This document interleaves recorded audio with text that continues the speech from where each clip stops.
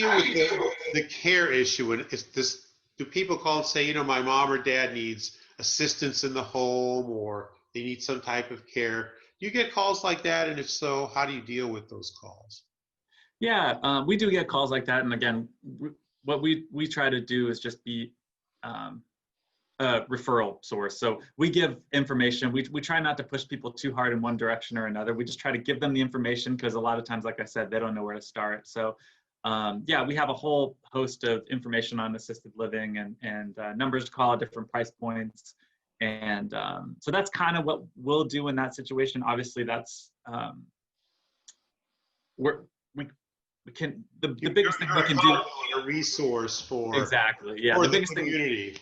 Yeah, the biggest thing we can do is just give the information, and we can talk people through it. And you know, as you know, in your former spot at Heritage Estates and other places, you know, we've been there. We can kind of speak to what the different amenities each place has.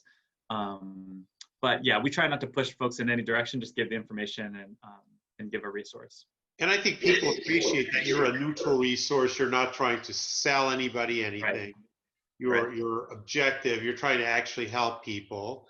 And these other companies do help a lot of people. Don't get me wrong, but you provide kind of a full range of information, depending on the needs of the person that is calling, of course. Yeah, and a lot of times, like you said, it is a adult child, or a child of a parent, and they're trying to figure it out for them. Sometimes they're not local. Sometimes there's a lot of different situations like that. How is the Livermore Senior Center funded? How is it actually funded? You said that's a park district, so it's kind of unique in that respect. Yeah, so I mean, the district as a whole has a couple of different funding sources. Primarily, we have a portion of the property taxes in Livermore. That's a big chunk, and then the other piece is we're fee-based. So we have camps and classes and our after-school program and rentals and all sorts of different things that are fee-based, and so that kind of contributes a little bit to the revenue. And then the tax essentially is another piece of it. So those are kind of the two primary sources, and there's obviously little subsets of that. We have some developer fees and different things like that, but the two main things are taxes and fees. And how can the public help? Well, we do work with a foundation. So we have the LARPD Foundation that supports us in other kind of non-budgeted items, or just in general, lots of different ways. So we do have the LARPD Foundation. So if folks were inclined to donate or wanted to give back, that would be a great place to start.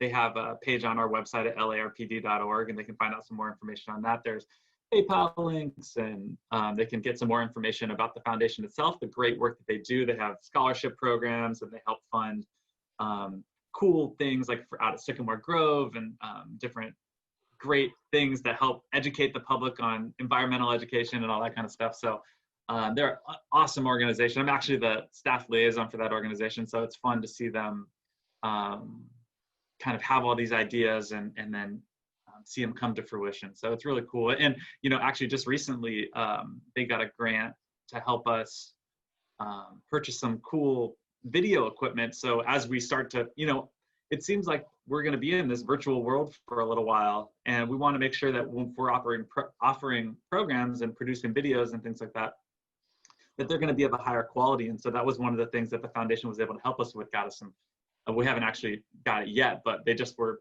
awarded the grant to help us with some lighting and some nice microphones and all that kind of stuff. So as we're producing these videos, they get really nice content, That is wonderful, and I definitely want to encourage the public to donate, because the need for the services you provide are more critical now than ever. David, is there anything else that you'd like to mention that we haven't perhaps talked about? Well, I mentioned we've done a couple cool YouTube classes and videos. So I definitely encourage folks to check those out. Kathy Lake is our recreation coordinator, and she's kind of the star of these videos. So if you just search LARPD on YouTube, you can check out a bunch of those. And then to go with those, we often will do little Zoom socials because obviously the YouTube is kind of a one-way thing, right? You don't get that social connection because you're just watching the video. But I would encourage folks to go to larpd.org, check out the senior services, and then get on our email list. And that way you can know what programs are coming up, when we have outdoor classes, which virtual classes we have offered. Not everyone feels comfortable going outside yet, and we understand that. So we're trying to serve everybody by doing some stuff virtually, some stuff outdoors, and then connecting in this way through Zoom.